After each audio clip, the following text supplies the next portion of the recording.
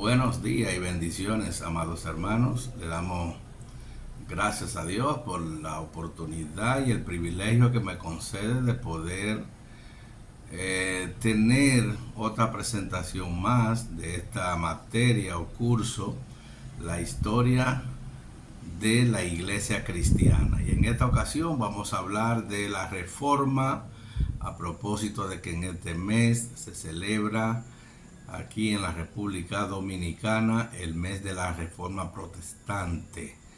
Y vamos a tratar hoy lo que es la sexta presentación de este curso y trataremos lo que es la reforma o la era de los reformadores. Solamente tiene lo que son 100 años de historia, lo que vamos a ver en esta ocasión, desde el año 1500 al año 1600. Esta es la sexta parte de la historia donde vemos a Isabel la Católica, además de varias reformas en diferentes lugares, hasta al clero se le realizó una reforma. Este periodo coincide con el de las primeras grandes conquistas y colonizaciones europeas. La fecha que normalmente se señala como el comienzo de la Reforma Protestante es en el año 1517, cuando Lutero proclamó su famosa 95 tesis. En 1492 Colón había llegado a lo que hoy se conoce como América, y en el año 1497 o 498 el portugués Vasco de Gama, él era de Vasco de Gama, ¿verdad? En portugués, él llegó hasta la India.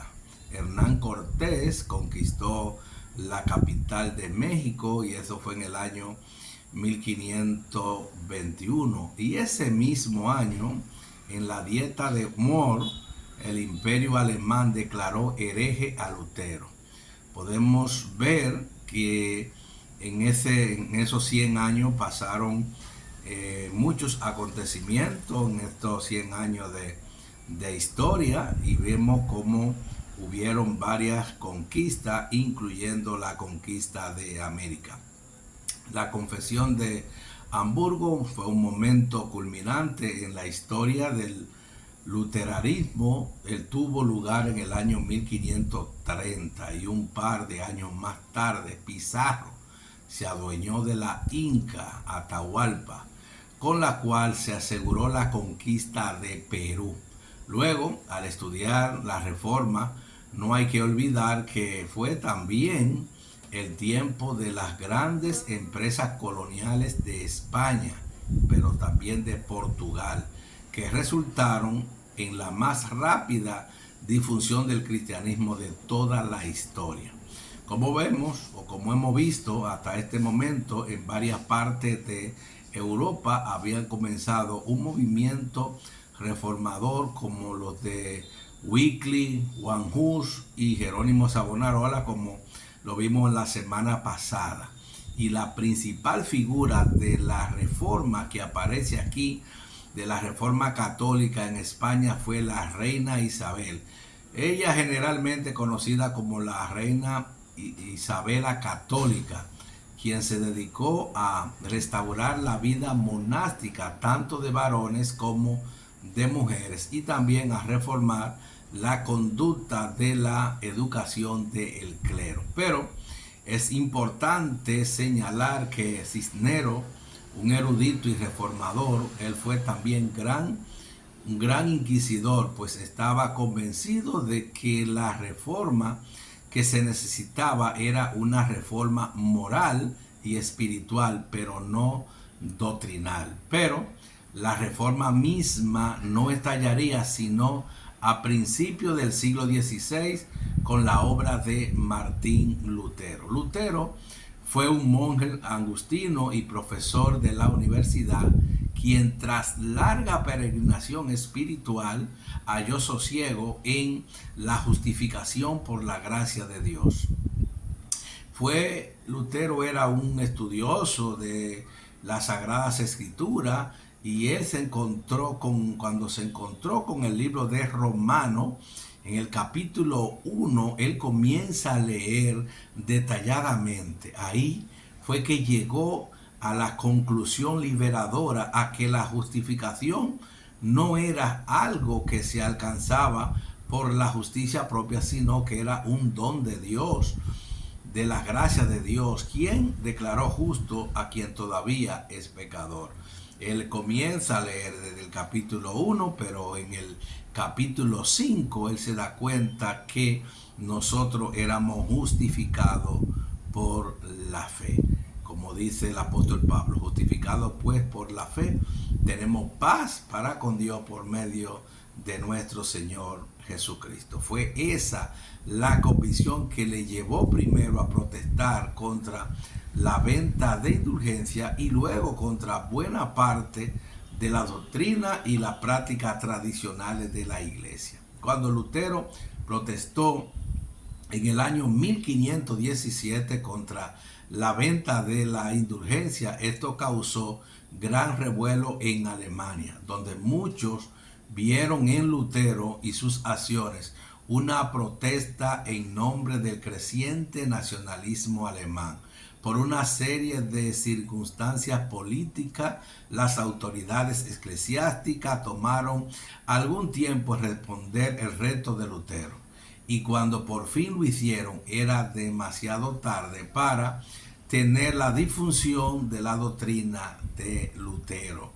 La venta de indulgencia contra la que Lutero protestó había sido autorizada por el Papa León X, en parte para completar la Basílica de San Pedro y otra parte para ayudar a un arzobispo a pagar la deuda contraída al comprar el cargo, porque al parecer en ese momento se usaba la compra de los cargos, como vimos la semana pasada. La 95 tesis de Lutero, clavada en la famosa puerta de Wittenberg el 31 de octubre del año 1517, no tenían el propósito de causar gran revuelo. Estaban en latín para ser discutida por profesores y teólogos. Y cuando por fin Lutero regresó a Wittenberg, el movimiento había ganado el apoyo de varios principales alemanes. Felipe Melanchthon era el principal colaborador de Lutero en la Universidad de Wittenberg. Él escribió un documento que estos príncipes firmaron y le presentaron al emperador en la Dieta de Hamburgo, y eso fue en el año 1530, un año antes de él ir y hacer la protesta con la 95 tesis. A esta confesión de Hamburgo volvió entonces y sigue siendo el documento principal que unió a todos los luteranos.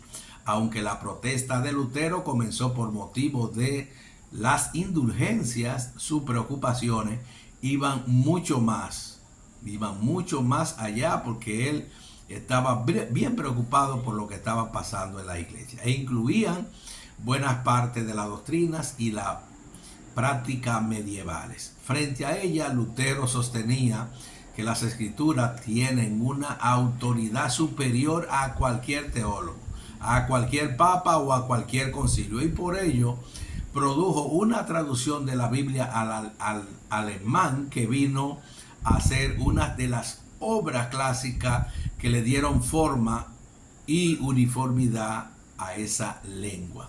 El fundamento de la teología de Lutero era la autoridad de la palabra de Dios, que no es solamente la Biblia, sino sobre todo la palabra o verbo encarnado en Jesucristo. Esa palabra declara que el ser humano era incapaz de hacerse justo por sí mismo. Es por ello que se requiere que Dios declare en virtud de la promesa de hacerle tal, aunque en realidad no lo sea todavía. Esa es la doctrina de la justificación imputada, que lleva a Lutero a la afirmación de que el creyente es a la vez justo y también a la vez pecador. Lutero, él había apoyado los reclamos pacíficos de los campesinos, pero cuando estos se rebelaron, Lutero se declaró en contra de la rebelión y los terratenientes, con el apoyo de Lutero, se lanzaron a suprimirla a sangre y fuego. Y aunque Lutero le llamó a la moderación, esto siempre quedaría como una marcha o una mancha, mejor dicho, en la carrera del reformador. Lo mismo puede decirse de la bigamia de Felipe de Essex, uno de los principales defensores del luteranismo, quien con sanción de Lutero tomó una segunda esposa para asegurar su sucesión. Al mismo tiempo en que Lutero reformaba a la iglesia en Alemania, surgió en Suiza otro movimiento reformador relativamente independiente al de Lutero, y aunque concordaba con él en muchos puntos, este movimiento fue dirigido por Ulrico Siglio.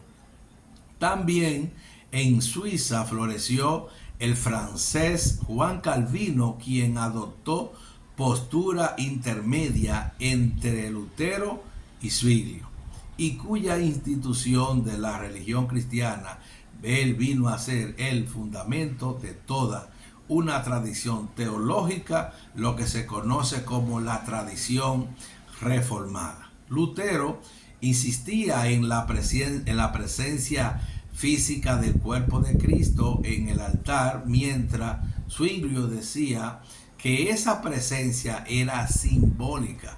A la postre, Lutero resumió la discusión declarando que no somos del mismo espíritu. Zwinglio regresó entonces a Zurich, donde murió en el campo de batalla cuando salió en defensa de la ciudad ante el ataque sorpresivo por parte de tropas católicas. Zwinglio murió en el año 1531, el mismo año que fue clavada las 95 tesis en Wittenberg. Y por la misma época, un joven francés que tras pasar a prepararse para ser abogado, se había dedicado a la teología. Juan Calvino comenzaba a tener dudas acerca de la religión tradicional en que se había formado. Y fue por esto que en muchos lugares donde el calvinismo se extendió, por ejemplo, en Escocia, en los Países Bajos y lo que hoy son los Estados Unidos, ahí hubieron rebeliones de inspiración calvinista. Otros adoptaron posturas más extremas, insistiendo en la necesidad de regresar al Nuevo Testamento en todos los aspectos de la vida y de la doctrina. Muchos de quienes siguieron ese camino de reforma radical fueron llamados los anabatistas. Los anabatistas fueron perseguidos tanto por católicos como por protestantes, quienes veían inclinaciones subversivas en sus enseñanzas. El nombre mismo de anabatista quiere decir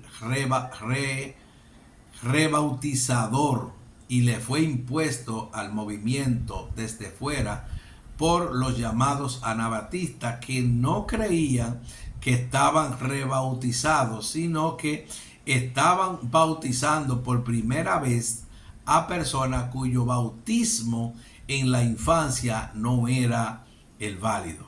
Entre tanto, otros anabatistas, ellos se dolían de que aquel movimiento que decía abrazar la práctica y las doctrinas del Nuevo Testamento se hubiera dejado llevar por la violencia, tan contraria a lo que eran las enseñanzas de Jesucristo. El protestantismo también alcanzó gran éxito en Gran Bretaña, en parte gracias a los conflictos entre el rey Enrique VIII y el papado, pero sobre todo después de la muerte de Enrique y en tiempo de su hija Isabel I. Como resultado de todo esto surgió la iglesia en Inglaterra, comúnmente llamada la iglesia anglicana. Desde tiempo, el papado en Aviñón y lo que era la guerra de los 100 años, como vimos la semana pasada, cuando estalló la reforma luterana en Alemania, gobernaba en Inglaterra Enrique VIII, quien rápidamente tomó medidas para que las ideas luteranas no entraran en su reino, mereciendo así el título de defensor de la fe que León X le había concedido. La esposa Catalina de Aragón le había dado solamente una hija llamada María Tudor, y la posibilidad de que le diera un hijo parecía remota. Y el rey entonces le pidió a Roma que anulara su matrimonio con Catalina, dando la razón de que necesitaba un heredero varón y que Catalina había estado desposada antes con el ahora difunto hermano de Enrique. Aunque durante ese reinado de Isabel este movimiento no tuvo gran fuerza, sí la tuvo más tarde, cuando llevaría a lo que fue la revolución. Escocia, por largo tiempo enemiga de Inglaterra, se oponía tanto a lo que era el catolicismo romano como al anglicanismo, y siguió el calvinismo, del presbiterianismo y de la teología reformada de Juan Calvino. Pero a la postre la corona de ambos países cayó sobre Jaime VI de Escocia, Jaime I de Inglaterra, lo que le dio origen al Reino Unido, en el que en Inglaterra siguió siendo mayormente anglicana y Escocia entonces era presbiteriana. Algunos de ellos favorecían lo que era la reforma, pero otros no. Y entre los reformadores, el líder principal era Juan Knott, quien tras un intento fallido de establecer sus principios, él fue condenado a remar en las galeras, donde sufrió casi 2 años de servitud, hasta que la intervención de Enrique VI de Inglaterra logró su libertad. Por su parte, María se casó con el heredero de la corona francesa, de modo que llegó a ser reina consorte de Francia y a la vez reina titular de Escocia, pero al mismo tiempo ella pretendía ser reina de Inglaterra, insistiendo en que el matrimonio de Enrique VIII con Ana Bolena no había sido legítimo y que por tanto Isabel no tenía derecho a la corona inglesa. En Escocia, los lores, ellos apoyaban la causa reformadora, y bajo la dirección de Knott, o de Juan Knott, se comenzó a crear una iglesia de la teología calvinista y de un gobierno presbiteriano. Con esa mezcla, María abdicó a favor de su hijo Jaime y pronto se vio forzada a pedir refugio en Inglaterra bajo su prima Isabel. Pero aún en Inglaterra, María continuaba conspirando contra Isabel, a quien consideraba ilegítima y cuyo trono reclamaba para sí. A la postre, Isabel la hizo decapitar. Mientras tanto, en Escocia los conflictos continuaron, pero a la postre el calvinismo presbiteriano se impuso y la iglesia de Escocia vino a ser fuente del presbiterianismo en la buena o en una buena parte del mundo. Francia era el país natal de Juan Calvino y allí también el protestantismo se esparció rápidamente. Al principio de la Reforma, el rey Francisco I, al tiempo que no apoyaba a los protestantes en su país, sí lo apoyaba en Alemania con el propósito de debilitar a su rival Carlos V. Más al oeste de la frontera con España, el reino de Navarra se volvió un centro desde donde el protestantismo se difundía. El hijo de Franciano I, Enrique II, él murió poco después de llegar al trono y le sucedieron por orden sus tres hijos, Francisco II, Carlos IX y Enrique III. Pero quien en realidad gobernaba era la reina madre, Catalina de Médicis, quien tomó el título oficial de regente, no gerente, sino regente, cuando Carlos IX llegó al trono a los 10 años de edad. Entonces, vemos que comenzaron a hacerse las diferentes reformas. Decíamos al principio que hasta el clero fue reformado, porque debía de ser reformado, porque ahí en el clero era que había el mayor problema. También viene lo que fue la reforma, la reforma católica, se le llamó así, y aunque como hemos señalado, la reforma católica se remonta por lo menos en el tiempo de Isabel la Católica. El advenimiento del protestantismo le dio un nuevo tono. Y no se trataba ya sencillamente de lo que era reformar a la iglesia por razón de una necesidad interna nacida de la vida misma de la iglesia, sino además de lo que era la obligación de responder a quienes proponían una reforma que rechazaba buena parte de lo que era la religión medieval.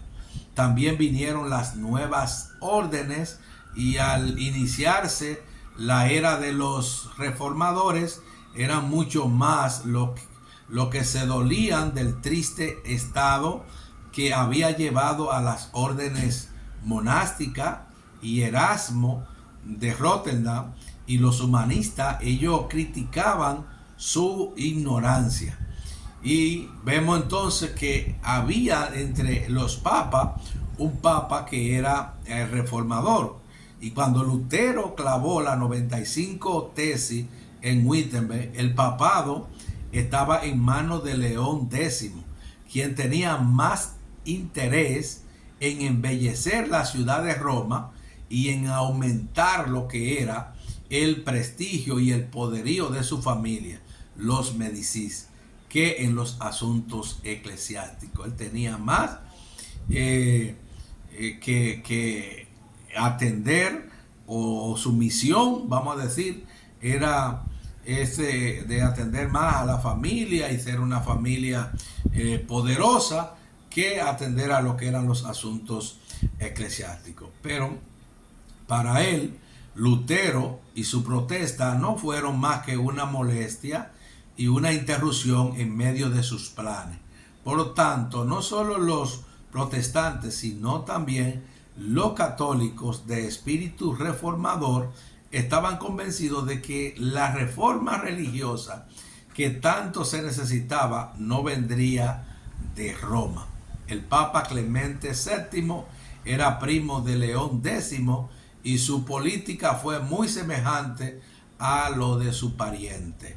Una vez más, el sumo pontífice se dedicó principalmente a embellecer a Roma, lo que estaba haciendo su pariente León X, y fue solo en ese empeño que tuvo éxito, ya que durante su reinado Inglaterra se separó de la obediencia romana y la tropa de Carlos V tomaron y saquearon a Roma. Por último, estamos viendo lo que es el Concilio de Trento, porque Lutero y varios otros reformadores, ellos apelaron repetidamente a un concilio universal. Y sin embargo, durante los primeros años de la era de los reformadores, los papas, ellos se opusieron a la convocación de tal asamblea, pues ellos temían que renaciera el viejo espíritu del conciliarismo del siglo XV, que sostenía que la autoridad de un concilio universal era superior a la del Papa, y por eso ellos no querían. Y tras largas idas y venidas, que no es necesario relatar aquí, el concilio se reunió por fin en Trento en diciembre del año 1545, 14 años después de lo que se declaró como la Reforma Protestante allá en la iglesia de Wittenberg de la 95 tesis. Carlos V había insistido en que la asamblea tuviera lugar en el territorio que le pertenecía, y fue por ello que se escogió esa ciudad del norte de Italia, que era parte también del imperio. Al principio la asistencia fue escasísima, pues aparte de los 3 legados papales, se reunieron en Trento 31 prelados, y aún al final del concilio en 1563, porque este concilio de Trento inicia en el 1545, pero dura hasta el 1563, y los prelados presentes para ese entonces eran solamente 213, pero iniciaron 31 y luego terminaron 213. En conclusión, hubo también lo que llamaban la edad convulsa. Esa era que acabamos de narrar fue una de las más convulsas de toda la historia del cristianismo. En poco menos de un siglo, el edificio de la cristiandad medieval comenzó a derribarse. El viejo ideal de una sola iglesia con el Papa a la cabeza, que nunca había sido aceptado en el Oriente, perdió también la vigencia de Occidente. A partir de entonces, el cristianismo occidental se vio dividido en varias tradiciones que, aunque posteriormente se acarreaban entre sí, se reflejaban enorme diferencia. Al comienzo del siglo XVI, a pesar de la corrupción que existía en la iglesia y de las muchas personas que se dolían de ella y soñaban con una reforma, todos seguían pensando que la iglesia era esencialmente una, y que esa unidad debía reflejarse en su estructura jerárquica. Dios es nuestro amparo. Eso lo citaron para ese entonces el Salmo 46, estos 3 versos del 1 al 3, y ellos dijeron: Dios es nuestro amparo y fortaleza, nuestro pronto auxilio en las tribulaciones. Por tanto, no temeremos, aunque la tierra sea removida y se traspasen los montes al corazón de la mar, aunque bramen y se turben sus aguas y tiemblen los montes a causa de su braveza. Gracias le doy al Señor porque me ha permitido tener una presentación más con ustedes. En la próxima semana nosotros veremos lo que es la séptima parte, esta séptima parte de la historia, bien interesante. Ahí nosotros vamos a ver lo que es la era de los conquistadores. Bendiciones y shalom.